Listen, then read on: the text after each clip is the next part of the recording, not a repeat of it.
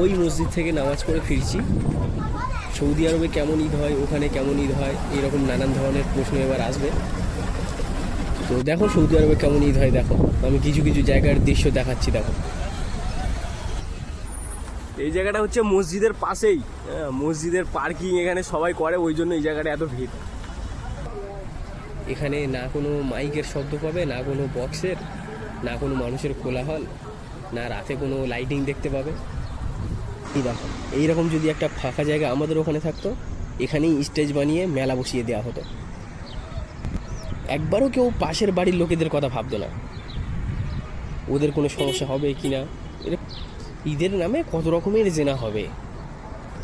যে স্টেজে কোরআন শরীফের মতো পবিত্র জিনিস তেলাওয়াত করা হবে, ওই স্টেজেই মেয়েরা হাফ উলঙ্গ হয়ে ডান্স করবে, সেটা শত শত মানুষ ঘিরে দেখবে।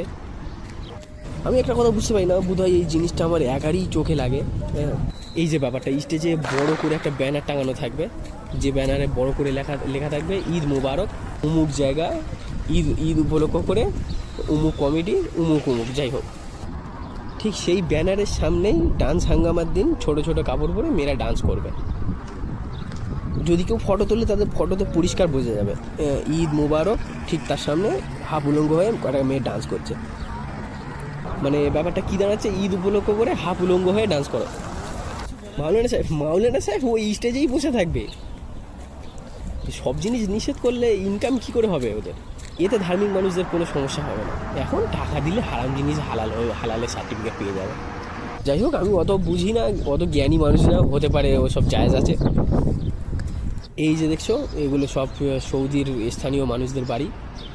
আমাদের ভিলাটা, ওই যে গাছ দেখতে পাচ্ছ, গাছের পাশেই আমাদের রুম। অ্যাকচুয়ালি আমার মনে হয় আই লাইক ইট, আমার জন্য এটাই ঠিক আছে। না কোনো মাইক বক্স বাজিয়ে মানুষের ঘুমের ব্যাঘাত ঘটানো হচ্ছে, কোনো আতশবাজি পুড়িয়ে বায়ু দূষণ করা হচ্ছে। সমস্যাটা শুধু বাড়িতে থাকলে যেগুলো হয় ওগুলো হবে না।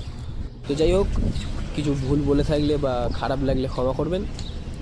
আর সবাইকে ঈদ মুবারক, লাভ ইউ, বাই বাই।